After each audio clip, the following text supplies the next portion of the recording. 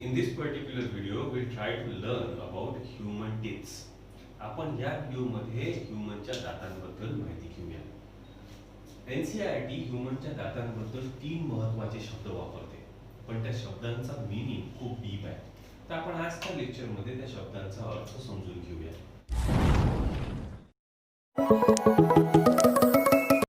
So, if we speak about human teeth,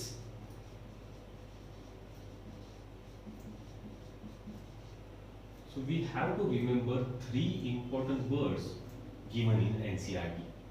The number 1 is thecodons.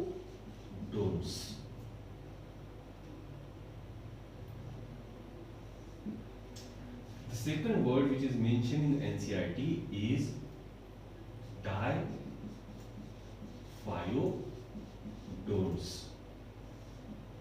And the third word which is mentioned is heterodons. So हे 3 शब्द दातांबद्दल आपल्याला लक्षातच ठेवावं लागतात की ह्युमन टीथ कसे आहेत. तर ह्युमन टीथ थिकोडोंट आहेत, ह्युमन टीथ डायफायोडोन्स आहेत आणि ह्युमन टीथ हे हेटेरोडोन्स आहेत. पण या शब्दांचा अर्थ काय होते ते जाणून घेणं पण महत्त्वाचं आहे. जर आपण दातांना क्लासिफाय केलं on the basis of their position तर दातांचे 3 प्रकार पडतात. On the basis of position, if we classify the teeth on the basis of position, then there are 3 types. Number 1 is acrodont. Acrodonts are the teeth which originate directly from the ridge of bone. Acrodont असे दात आहेत की जे directly बोनच्या ridge पासूनच originate होतात. म्हणजे कसं होईल बघा की ही जर समजा बोनची रिज असेल तर या रिज मधून डायरेक्टली दात असा बाहेर येईल. बोनची रिज जशीच्या तशीच दिसेल आणि दात मात्र त्या रिज मधून बाहेर येईल. अशा प्रकारच्या दातांना आपण ॲक्रोडोंट म्हणतो. So they directly get originate from bone. कोणामध्ये सापडतात असे दात? तर example of this kind of teeth is fishes, amphibians आणि reptiles.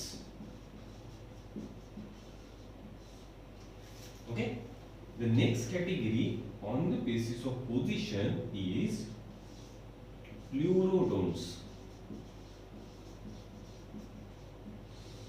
Pleurodonts are the teeth which are attached to the lateral margin of the bone. म्हणजे जी बोनची lateral margin असेल त्या lateral मार्जिनला हा दात अशा प्रकारे अटॅच असेल. हा ना याच्या आतमध्ये आहे ना याच्या पासून अलग आहे. हा जस्ट लॅटरल मार्जिनला अटॅच आहे. अशा प्रकारच्या दातांना आपण प्लुरोडोन्स म्हणतो. The best example in this category, pleurodont are attached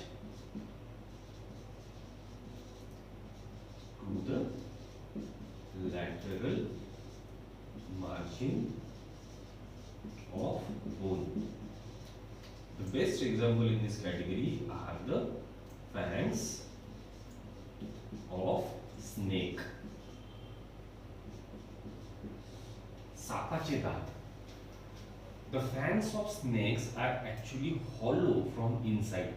सापाचे दात जे आहेत ते आतमधून पोकळ असतात and they are directly connected with the venom gland. ते विष ग्रंथीला डायरेक्टली कनेक्टेड असतात. तर हा जो दात असेल सापाचा हा अशा प्रकारे असेल आणि हा आतमधून पोकळ आहे आणि हा ग्लँड विष ग्रंथीला डायरेक्टली अटॅच आहे. सो जेव्हा पण याच्यातलं विष सापाला जेव्हा पण आपल्याला चावा घ्यायचा असेल तर साप काय करेल की याच्यातलं विष दातात सोडेल आणि चावल्यामुळे ते आपल्या शरीरात एंटर होऊन जाईल. Okay, then the next category in this on the basis of position. The next category is thecodonts. आणि हा शब्द आपण वापरतो ह्युमन टीथ साठी. तो thecodont is a category of teeth in which the teeth, let's say for example की हे दात आहेत, they are attach in a socket made of bone. बोनचं एक सॉकेट असेल आणि त्या सॉकेट मध्ये हा दात फिक्स असेल. अशी जर अरेंजमेंट असेल तर याला आपण थिकोडोंट असं म्हणतो. बोनचं सॉकेट आणि सॉकेट मध्ये फिक्स असलेला दात. इथे जो जॉइंट बनतो, such type of joint is also called as peg and socket type of joint, or it is also called as kyphosis. ते आपण पुढच्या चॅप्टर्स मध्ये शिकू. Okay, so thecodonts are the teeth which are fixed in the bony socket. Okay, so इथे असं बोनचं socket असेल आणि या सॉकेट मध्ये हा दात अशा प्रकारे फिक्स असेल. आणि हा जो इथे जॉइंट बनेल between a bony socket which is also called as alveolus. A bony socket is called as alveolus. आणि हा जो जॉइंट बनेल याला आपण म्हणतो peg and socket joint, or it is also called as kyphosis. याच्याबद्दल आपण नंतर शिकू. Now the second word which we use for human teeth, जो आपण दुसरा शब्द ह्युमन दातांबद्दल वापरतो तो आहे डायफायोडोन्ट्स. डायफायोडोन्ट्सचा अर्थ असा होतो की we'll get 2 sets of teeth in whole of the lifetime. म्हणजे पूर्ण आयुष्यभरात आपल्याला दातांचे 2 सेट येतील. याच्यातला जो पहिला सेट आहे, the first set of teeth is called as milk teeth or deciduous teeth. So diphyodont म्हणजे फर्स्ट सेट ऑफ टीथ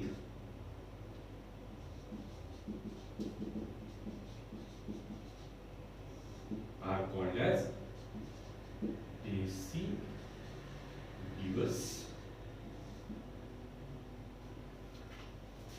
म्हणजे पडणारे, or milk teeths. So deciduous or milk teeth म्हणजे आपले पहिला सेट, म्हणजे जो दूध दात ज्याला आपण म्हणतो जे पडतात. ओके, किती असतात हे? तर हे असतात इन टोटल 20.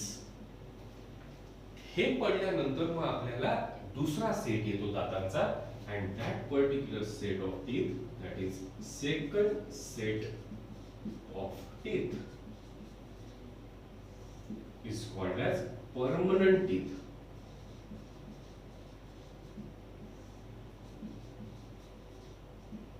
हे किती असतात?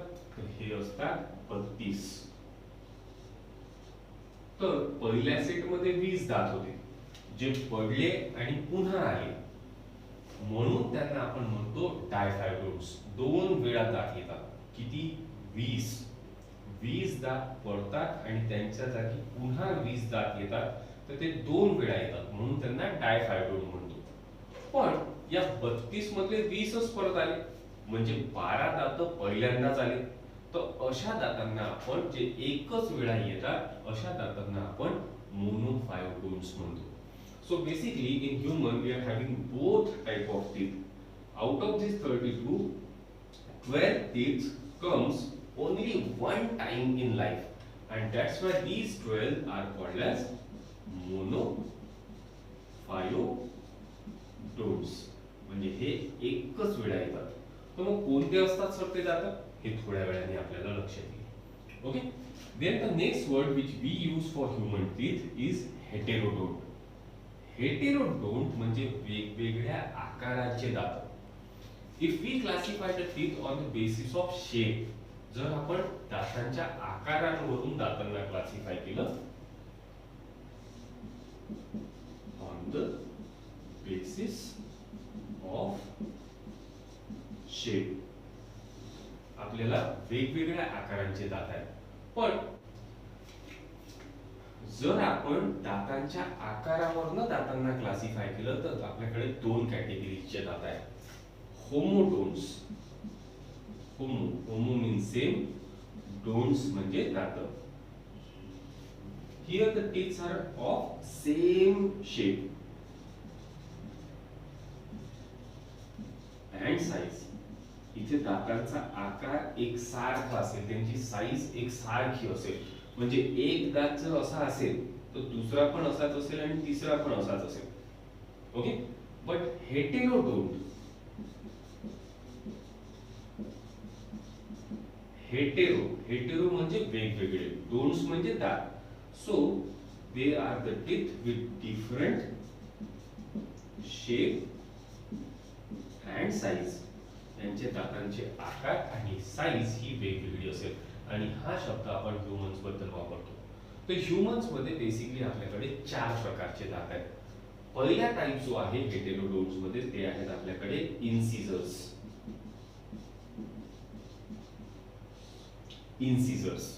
Incisors are the chisel shaped teeth.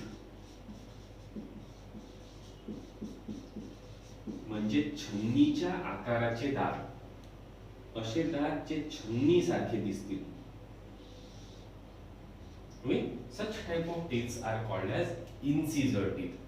In total आपल्या वरच्या जबड्यामध्ये 4 आणि खालच्या जबड्यामध्ये 4 असे मिळून इन्सिजर्स आपल्याकडे 8 आहेत. सो या 32 पैकी आपल्याकडे 8 इन्सिजर्स आहेत. 4 in upper jaw and 4 in lower jaw. वरच्या जबड्यामध्ये 4 आणि खालच्या जबड्यामध्ये 4. These teeth are meant for, हे कशासाठी बनलेले आहेत? They are meant for cutting and biting. Okay. हे चावण्यासाठी आणि तोडण्यासाठी बनलेले आहेत. तुम्ही बघा की तुम्ही कोणतीही जर गोष्ट तोडत असाल तर आपण समोरचे दात यूज करतो. त्याने आपण त्या गोष्टीचा चावा घेतो आणि ती गोष्ट तोडतो. सो हे काम कोण करतं? हे काम करतं incisors. Next, the next shape of teeth is canines. Canines are the dagger shaped teeth.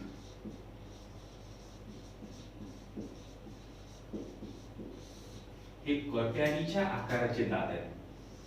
ड्रॅगर. Okay. And they are well developed in case of carnivorous. पण हर्बिवोरस मध्ये कधी कधी हे दात अपसेट असतात आणि ती जी गॅप आहे जिथे कनाइन्स असायला पाहिजे होते पण नाही आहे, त्या गॅपला आपण म्हणतो डायस्थेमा. Okay. Then these are the teeth which are meant for piercing and tearing. म्हणजे छिद्र पाडण्यासाठी आणि फाडण्यासाठी बनलेले आहेत. आणि म्हणून हे कार्निवोरस म्हणजे मांस खाणाऱ्या प्राण्यांमध्ये जास्त चांगले डेव्हलप आहेत. ओके. इन टोटल आपले कनाइन्स इतके वेल डेव्हलप नाही आहेत कारण आपण मांस जास्त प्रमाणात खात नाही. पण तरीही आपल्याकडे कनाइन्स आहेत. वरच्या जबड्यामध्ये 2 आणि खालच्या जबड्यांमध्ये 2 असे मिळून इन टोटल आपल्याकडे 32 पैकी 4 कनाइन्स आहेत. सो यांचा नंबर किती आहे? 4. The next category is premolars.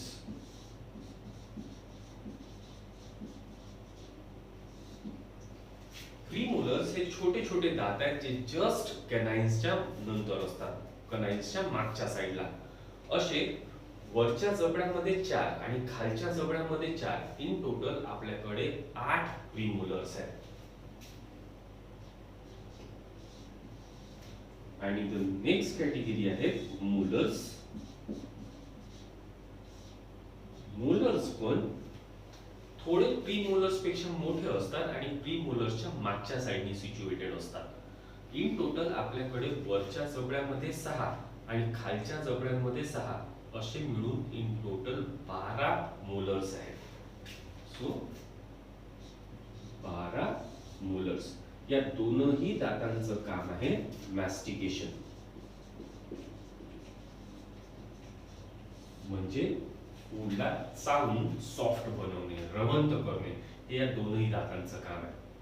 पण याच्यातले जे प्री मोलर्स आहेत आणि या 12 पैकी 4 वरच्या जबड्यातले शेवटचे 2 आणि खालच्या जबड्यातले पण शेवटचे 2 असे 4, हे 8 आणि हे 4 असे 12 दात आपल्याला मिल्क टीथ मध्ये ऑब्सेंट असतात, पण परमनंट टीथ मध्ये प्रेझेंट असतात. म्हणजे मोनोफायोडोन्स कोणते आहेत तर सगळेच्या सगळे प्रीमोलर 8च्या 8 आणि मोलर मधले शेवटचा एक वरच्या जबड्यातला एक, या साईडचा वरच्या जबड्यातला एक, या साईडचा म्हणजे लेफ्ट साईडचा एक शेवटचा आणि राईट साईडचा एक शेवटचा. सिमिलरली खालच्या जबड्यातला पण लेफ्ट साईडचा एक शेवटचा आणि राईट साईडचा एक शेवटचा, असे 4. सो असे प्रीमोलर 8 आणि मोलर 4 मिळून 12 दात मोनोफायोडोन्ट्स आहेत. तर डायफायोडोन्ट्स किती दात आहेत? डायफायोडोन्ट्स हे 20 दात आहेत. हे 20 दात कोणते कोणते आहेत तर 8 कनाइन्स डायफायोडोन्ट्स आहेत, 8 इन्सिजर्स डायफायोडोन्ट्स आहेत, 4 कनाइन डायफायोडोन्ट्स आहेत आणि 12 पैकी 8 मोलार हे डायफायोडोन्ट्स आहेत. ओके, सो याच्यावर लक्ष ठेवा की कोणते दात डायफायोडोन्ट्स आहेत आणि कोणते दात मोनोफायोडोन्ट्स आहेत. Clear for this thing? Okay. Then if we see की आपल्या जबड्यांमध्ये दात कसे अरेंज आहेत, to represent teeth present in the jaw we have to follow certain rules. जर आपल्याला जबड्यामध्ये किती दात आहेत हे दाखवायचं असेल, हे सांगायचं असेल तर त्याच्यासाठी काही नियम आहेत आणि आपल्याला नेहमी दाखवताना डेंटल फॉर्म्युल्यामध्ये ते दात दाखवावे लागतील. A arrangement of teeth in each half of the jaw is called as dental formula. म्हणजे प्रत्येक अर्ध्या जबड्यामध्ये किती दात आहेत हे लिहून दाखवणं याला आपण म्हणतो dental formula. A arrangement of teeths is called as dental formula. Dental फॉर्म्युल्यामध्ये आपण प्रत्येक हाफ जॉ मध्ये किती दात आहेत हे दाखवत असतो आणि दात दाखवताना आपण त्यांचा सिक्वेन्स फॉलो करतो. म्हणजे जर हा आपला लोअर जॉ असेल आणि हा आपला अप्पर जॉ असेल तर अर्ध्या हिस्स्यामध्ये किती दात आहेत, म्हणजे इथून इथपर्यंत किती दात आहेत आणि इथून इथपर्यंत किती दात आहेत हे दाखवणं म्हणजे डेंटल फॉर्म्युला. डेंटल फॉर्म्युला लिहिताना आपल्याला फिक्स पॅटर्न फॉलो करावा लागतो. म्हणजे पहिले आपल्याला इन्सिजर्स दाखवावे लागतात, मग आपल्याला कनाइन्स लिहावे लागतात, मग आपल्याला प्रीमोलार्स लिहावे लागतात आणि मग आपल्याला मोलार्स लिहावे लागतात. तर आपण म्हटलं की वरच्या जबड्यात हे जे सेंटरचे 2 दात आहेत they are called as central इन्सिजर्स.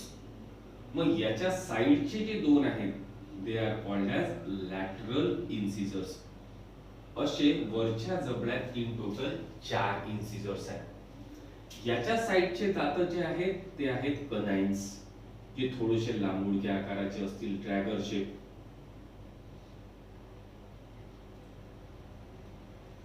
त्याच्या नंतरचे जे 2 दात असतील ते असतील प्रीमोलार.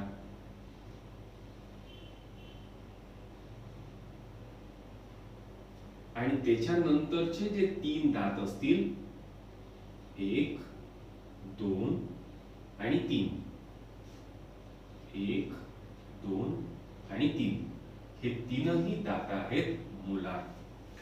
खालच्याही साइडनी असंच असेल की खाली सेंटरला 2 सेंट्रल इन्सिजर्स, त्याच्या साइडला 2 लॅटरल इन्सिजर्स, त्याच्यानंतर प्रत्येक साइडनी 1 कनाइन, त्याच्यानंतरचे 2 प्रीमोलार आणि नंतरचे 3 हे मोलार. इकडच्या साइडचे 2 प्रीमोलार आणि नंतरचे 3 मोलार. क्लियर? तर असं पूर्ण अरेंजमेंट आपल्या जबड्यामध्ये असतं. पण दाखवताना आपण पूर्ण नाही दाखवत, आपण फक्त एका हाफ मधले दात दाखवतो. आणि लिहिताना आपण फॉर्म्युला कसा लिहितो की पहिले आपण इन्सिजर लिहितो.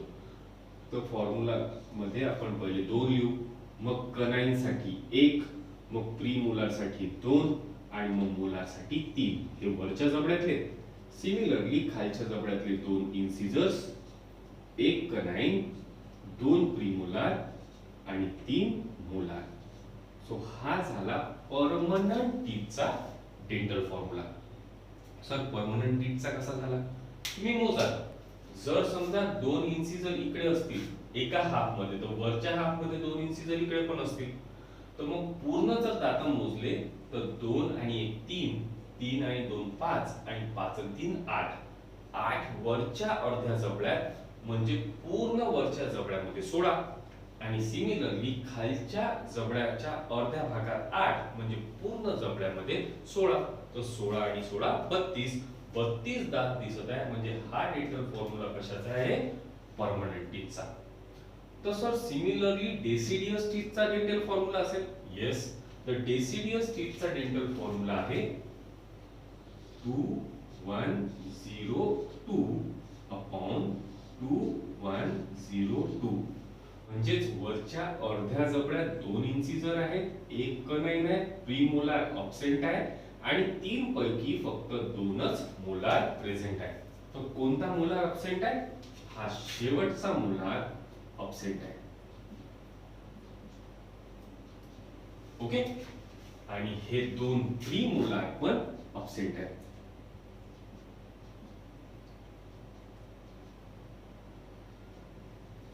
म्हणून आपण डेंटल फॉर्म्युला लिहिला 2102 अपॉन 2102. क्लियर? तर हे झालं अबाउट मिल्क टीथ. पण जर आता तुम्ही स्वतःचे दात मोजण्याचा प्रयत्न केला आणि स्वतःचा डेंटल फॉर्म्युला काढायचा प्रयत्न केला, तर तुमचा डेंटल फॉर्म्युला काय येईल? आता सध्या तुमचं वय आहे समजा 17 वर्ष. तर 17 वर्षाच्या वयाचा जो डेंटल फॉर्म्युला आहे ते at the age of 17 year, age of 17 years, you will have a dental formula of 2122 upon 2122. म्हणजे तुमच्याजवळ सध्याच्या परिस्थितीत किती दात आहेत? तर वरच्या अर्ध्या जबड्यात 2 आणि 3 आणि 2 5 आणि 2 7. म्हणजे 7 आणि इकडचे 7 झाले 14 आणि इकडचे 7 आणि हे 7 झाले 14. म्हणजे 14 आणि 14 तुमच्याजवळ सध्याच्या परिस्थितीत 28 दात आहेत. सर मग आमचे जो कोणते दात अब्सेंट आहे? या फॉर्म्युल्यावरून तुम्ही सांगू शकता की तुमच्याजवळ सध्या 2च मोलार प्रेझेंट आहे आणि हा जो शेवटचा मोलार आहे, this particular molar at present you are not having. Okay, हे जे शेवटचे मोलार्स आहेत, these molars are called as wisdom teeth. म्हणजे अक्कल दाढ. या विजडम टीथचा आणि तुमच्या अकलीचा काहीही संबंध नाही. ओके, फक्त त्यांना नाव दिलेलं आहे विजडम टीथ, बिकॉज हे जे दात आहेत हे येणं चालू होतात फ्रॉम 18 इयर्स ऑनवर्ड. म्हणजे जेव्हा तुम्ही ऍडल्ट होऊन जाता तर हे येत राहतात एक 25 वर्षापर्यंत. विजडम टीथ कधी येतात याच्यावर पण एमसीक्यू येते. So they start erupting at the age of 18 years and they will keep on arising up to the age of 25 years. म्हणजे एक एक करून तो विजडम दात येतो बिटवीन 18 to 25 years. हे सगळं आपल्याला कुठे कामात पडते? हे सगळं आपल्यापेक्षा फॉरेन्सिक मेडिसिन वाल्यांना कामात पडते. कसं काय? तर कधी कधी असं होतं की आपल्याला एखादं स्केलेटन भेटतं आणि त्या स्केलेटनचं आपल्याला वय डिटरमाइन करायचं असतं. When in certain cases we found out certain skeleton and we have to determine the age of that skeleton, तर तेव्हा आपण डेंटल फॉर्म्युलाची मदत घेतो. जर समजा त्या स्केलेटनचा डेंटल फॉर्म्युला असेल 2122 अपॉन 2122 म्हणजे असा, तर त्याच्यावरून आपल्याला समजते की ही जी कोणती मृत व्यक्ती आहे ही मृत व्यक्ती 18 ते 25 या वयोगटापेक्षा कमी आहे. क्लियर? पण जर समजा डेंटल फॉर्म्युला असेल 2123 अपॉन 2122, मग याच्यावरनं काय समजते याच्यावरनं आपल्याला हे समजते की बा वरच्या जबड्यातला एक मुलार आलेला आहे, पण खालच्या जबड्यातला मुलार अजून आलेला नाही. म्हणजे ही व्यक्ती 18 ते 25 या एज ग्रुपची असली पाहिजे.